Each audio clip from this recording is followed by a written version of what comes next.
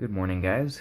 Today I'm going to be giving you a review or a little bit of an overview of the Emerson Karambit and the alternate blade shapes that are available for the Karambit. This is the standard combat Karambit that I think most people are fairly familiar with. It's got kind of the hawk bill talon sort of blade shape, and I've actually had this knife since 2013 when I first heard about Emerson's. This was my first Emerson, and it's actually been on me ever since. I've EDC'd this thing for the past 5 years now, and as you can see, it hasn't done a whole lot of cutting, partially because when I was introduced to this by my martial arts instructor, he was telling me that this is kind of a purpose-built knife that's not necessarily a utility knife. Having this curved hook blade, while it's not bad for utility, and up until I got this one, I was actually carrying an M-Tech hawkbill kind of design, clearly inspired by the Emerson, and I had a lot of good success using this as a utility knife, everyday kind of knife. Eventually, being that it was a lower build quality, the thing broke, fell apart. And so when I heard about this, and it was with this blade shape that I was already familiar with, it seemed like a really natural thing to jump into.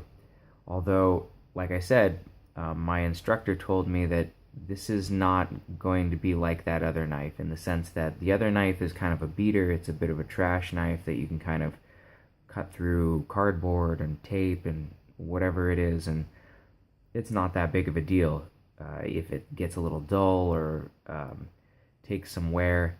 Something like this, the idea is to keep it always in that like pristine, sharp, ready, the tip fully intact. Everything needs to be ready to go if you intend to use this ever as a possible last-ditch self-defense knife. So I sort of took that respect for the knife to heart, and I've carried it, but I really haven't used it to cut a whole lot. I've pulled it out and admired it, and even went to the degree of sculpting custom scales for it and getting them cast in brass.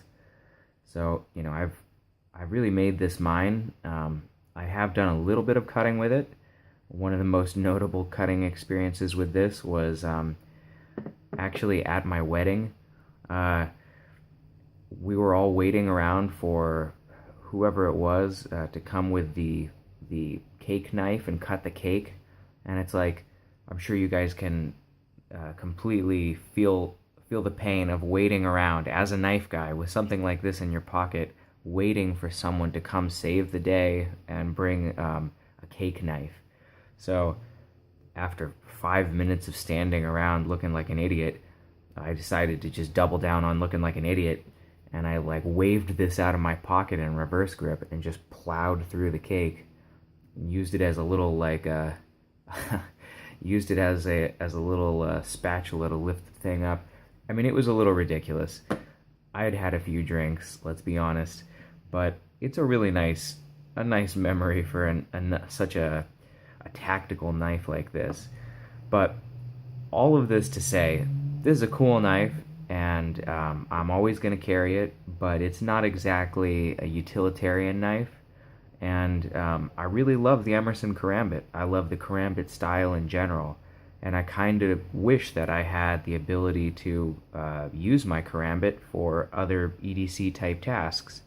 And especially living in Los Angeles, you need to have, and I mean, some people, there's varying levels of how much concern people actually put behind the blade length law out here.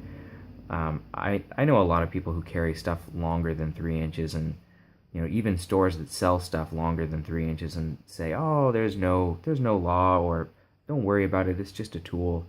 Well, for those of us who are a little bit more legally conscious, I do believe that there's a 3-inch blade length in LA County, if not all of California. And so these Karambits are super ideal. These are like 2.6 or 2.75. They're below 3 inches by actually quite a little bit. So, anyways, long story. Just to say that I knew that Emerson created a CQC7 blade shape version of this, as well as a Bullnose, which is kind of like a spear point version. And I'd seen them quite a while ago, before I was really in the market for another Emerson. And I had seen at the time the Bullnose was available on their website. But when I checked back, a couple months ago, unfortunately the Bullnose was not available anymore. It's not a production it's not a production knife that they constantly do, unlike the Combat Karambit here. And I apparently I missed out on the CQC7 blade shape, which was 2017 summer. They did a run, and then the Bullnose was, I don't know, a year ago or something like that. They did a run, and so if you want an alternate blade shape and Emerson's not selling it, the only options you have is to go to Blade Forums or one of the other forums where there's knife trading, or go to eBay. And so that's what I did. I went to eBay, and eBay had they had a few CQC7s, they had a few of the Bullnose, and as you would imagine, the price was actually pretty well inflated. It seems that it's kind of a popular thing, is picking up a kind of a rare knife, waiting until it's no longer in production, and then flipping it on the secondary. So I didn't really want to take the huge hit and pay, $100 more or $150 more than it cost originally from Emerson. So what I did find was I found a guy who was selling all three blade variants, and I wasn't even aware that there was three variants. I thought that it was just the two here. And this guy was selling all three variants, a perfectly mint set from 2004. So 14-year-old Karambits that are absolutely perfect, like the day they were bought. This guy had bought a full set for himself to play with and a full set for himself as an investment. And I mean, I can see why. They really make a beautiful set together. Now, that said, unfortunately, I can't keep them all together, because the reason I was able to go ahead and buy all three of these at once was, kind of the Costco model, right? You buy something in bulk and you're going to get a discount. And when things are so inflated for individual knives, I realized that if I bought this, if I made an offer and the guy accepted my offer, for the price that I paid, I could basically sell two of the ones, handle them all, see which one I like best, sell the two that I was not as interested in, and I would be able to keep the other one for, a very reasonable price. So that's exactly what I did, and it's really been a cool experience, because I've been able to handle these kind of this rare set of Karambits and see this blade shape that up until now I didn't even know existed. This is the Commander blade shape, and this is the one that I'm going to be keeping, because I've been collecting some, I collected the Commander Balisong. I just recently got the Commander XHD. So, I've been a fan of the recurve style blade for quite some time, and I figured, to have that in the Karambit as well would really be a beautiful thing. And as I was talking about earlier, I wanted something that would be partially a utilitarian knife and partially a, last-ditch self-defense knife, like pretty much all of Emerson's knives are. And so I think that the Commander blade shape will lend me the most kind of flex into both roles. That, and again, I just have a soft spot in my heart for that particular blade shape. the reason I'm thinking that it will be good for both utility and for defense is that I think that it kind of beautifully splits the difference between something like the bullnose, where your blade shape is sloping away from any kind of an incoming object or material is sloping away from it, as opposed to something like your combat karambit, which is aggressively leaning forward, scooping into it, right? The tip is the first thing to contact, and then material gets bound up in this concave curve. Something like the commander here is sort of a little bit of both, right? You have this trailing tip, so you do have the kind of some of the abilities that are granted to you utility-wise to have a tip like this. So slicing into packages or cutting things open, that tip is fairly useful.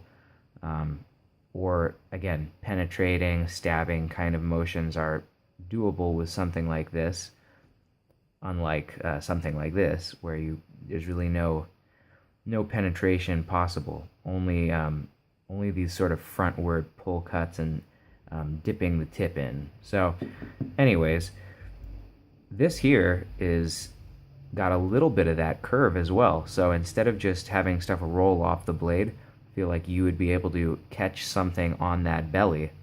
So I don't know, for what it's worth, I feel like this is the perfect half and half. It's it's not all yin and it's not all yang. It's like a little bit of both, which is my favorite style. So anyways, let me go ahead and show you some of the differences between these old 2004 models and the newer, this is a 2013, these newer style production.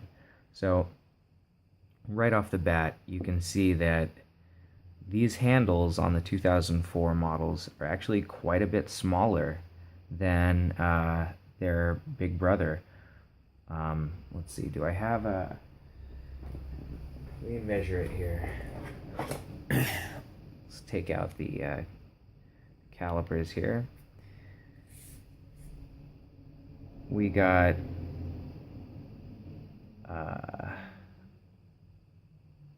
4.5 or 4.6 kind of on this length here, roughly, and we've got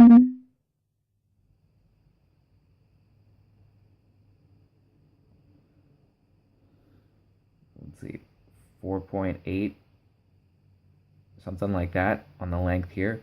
So that's a lot. That's a lot more length in the handle, and it's not just the length of the handle. It's also the thickness of this ring, and possibly even the inside diameter. Let's take a look. So inside diameter on that is 0.9. Inside diameter on this is 0.93. So small differences, but definitely differences that add up. The width of this ring is kind of the most notable.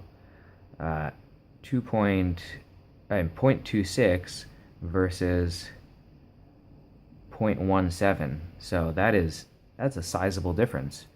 The other thing that's interesting to note, difference-wise, is the obviously, I think most Emerson collectors know that in the older style production, Emerson utilized a G10 backspacer to sort of bridge these two scales. In the newer style, he uses these pillar-style standoffs. So, there is an argument for both. The argument for this being that having the pillars and having this sort of flow-through construction allows you to blow out dust and dirt and crap like that. And I think that's a valid point. The argument for something like this is it looks cool. And I think that's a super valid argument as well. As you can tell, I'm a guy who's, more than a little bit concerned with the looks of my knives. So, but one of the things that I will say from a strength or build quality standpoint is that this liner only extends to here. So you're looking at that's where all the support is. As far as the rest of this ring goes, I mean, you can see it's just completely unsupported.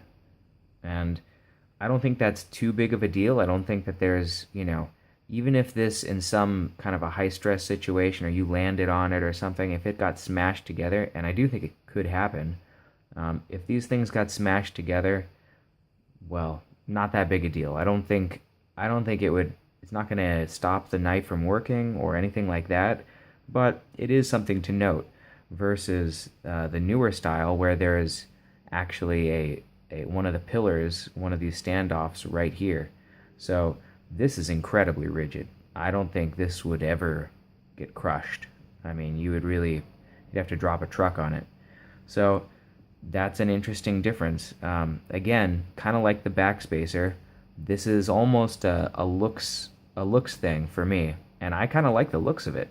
It's a little bit cleaner. It's a little more minimalist.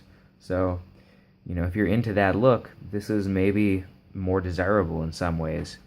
But if you're looking for strength, maybe go this way. Let's see, what other differences are there? Notable differences would be obviously the lanyard hole. There's a lanyard hole on the modern versions, while there is not on the older versions. The G10 is a little bit larger waffling rather than this kind of fine weave that's on the older models. Can't really compare blade finishes because this is the stone wash and these are the coated, but I think the blades seem to be fairly similar. Like the blade stock is, I'm fairly certain the same stock. It looks to be the same stock. Let's take a peek real quick with the calipers while I've got them. 0.12, 0.12, yeah. So same size there. I think I have a hunch that the liners might be slightly wider on this. Let's take a look. It's kind of hard to measure because you can't get a grab on it, but let's say like 0.06, 0.067, something like that. Let's look at this guy.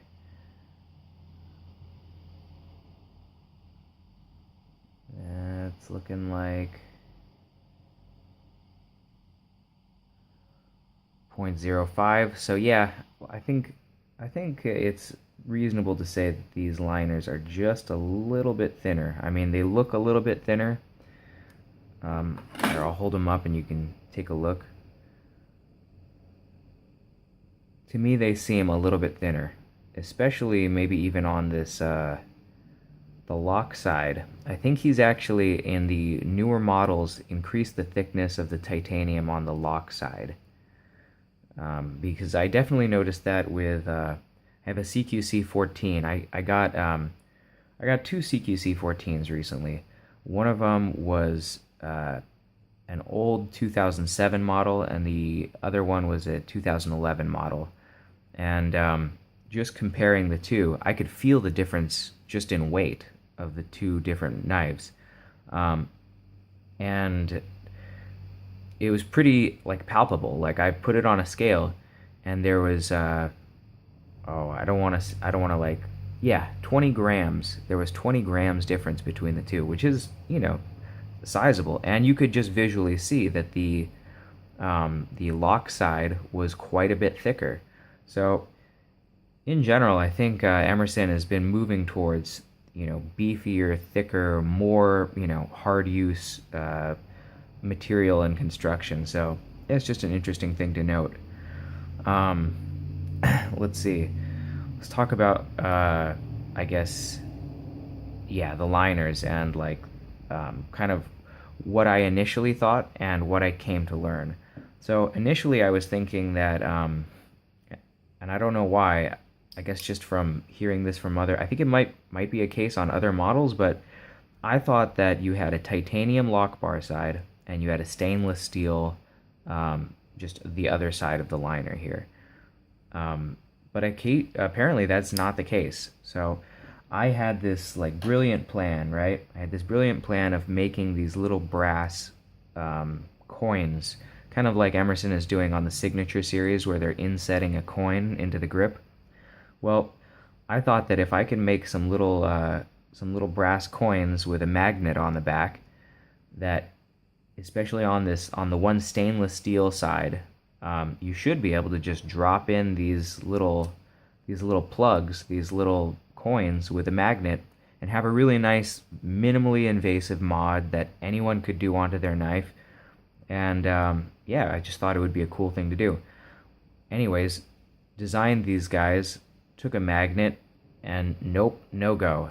None of these, even the liner, whether it's the lock side or the alternate liner side, on the old versions or the new versions, magnets do not stick. So I guess that with the Karambit at least, it's full titanium on both sides. So that's kind of good news. A little bit of bad news for me because it sort of foiled my plan, but I've come up with a workaround. I'm still gonna move forward with this design here.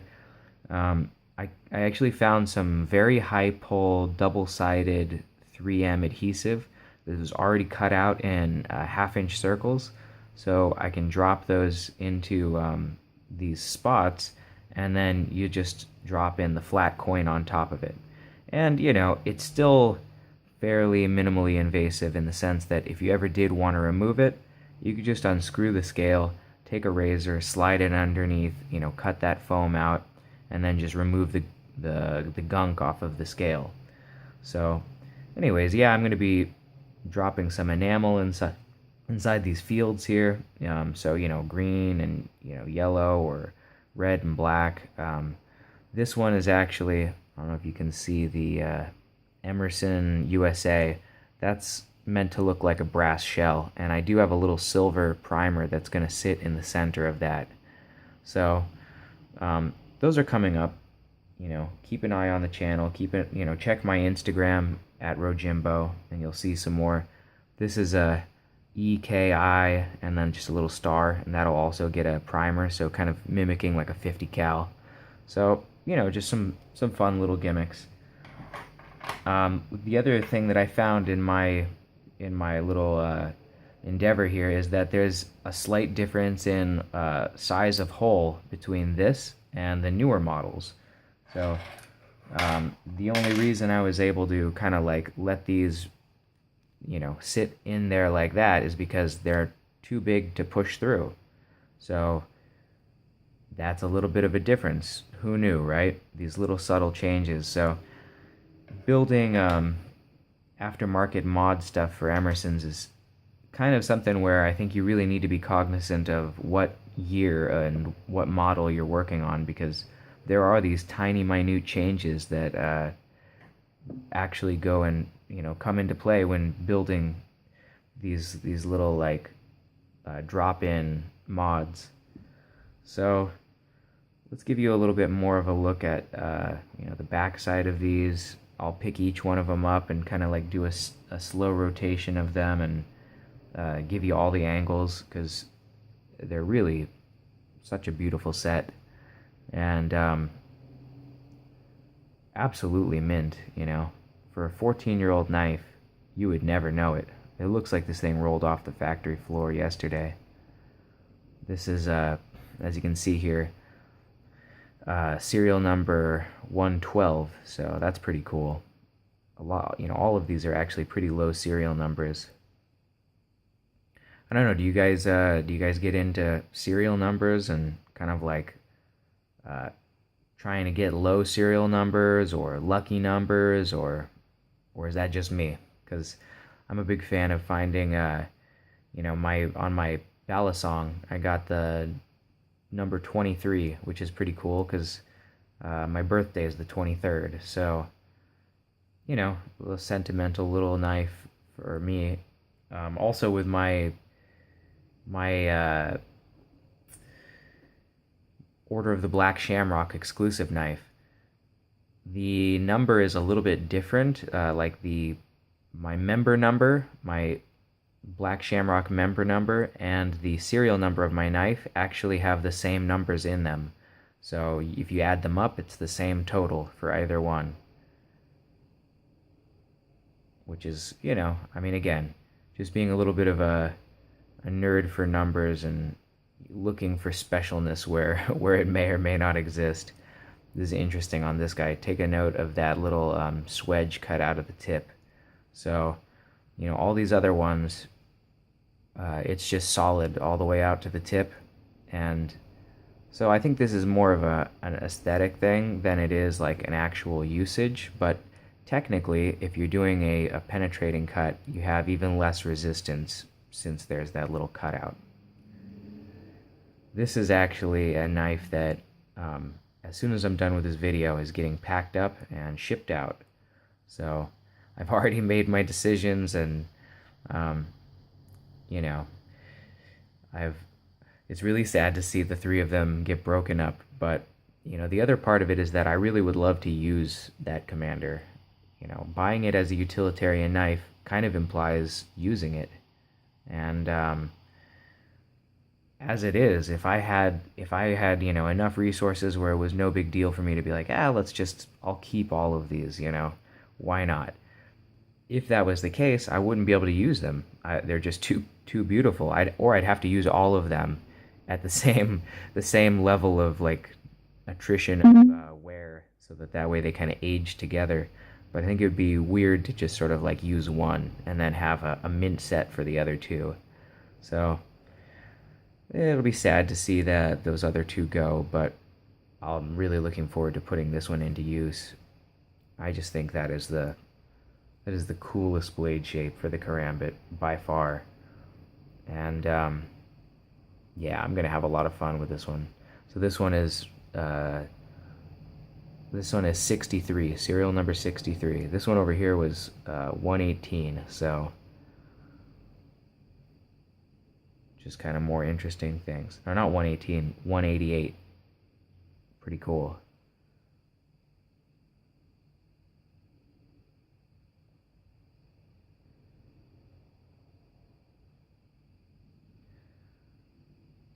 I know a lot of people really hate this chisel, the way it's completely flat on the back, but I mean, I'm sure as some other Emerson fans watching this, you guys gotta agree, that just looks amazing, doesn't it? Having that super, super thin little, just fine line of razor sharp edge that's sexy. I like that.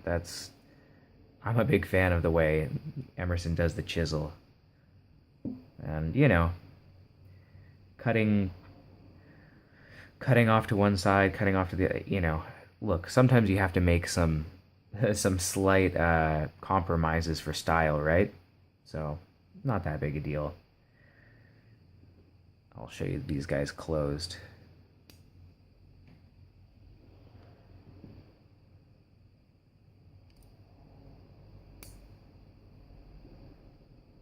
Come on, sit up straight. Stack them together.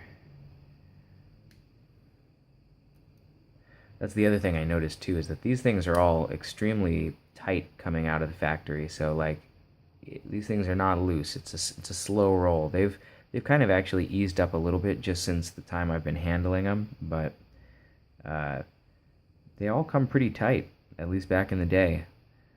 On more modern Emersons that I've purchased, they seem like they're a little looser, a little smoother.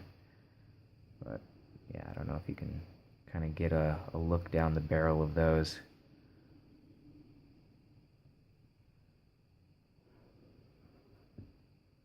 Anyways, that's those are the alternate blade shapes for the Emerson Karambit.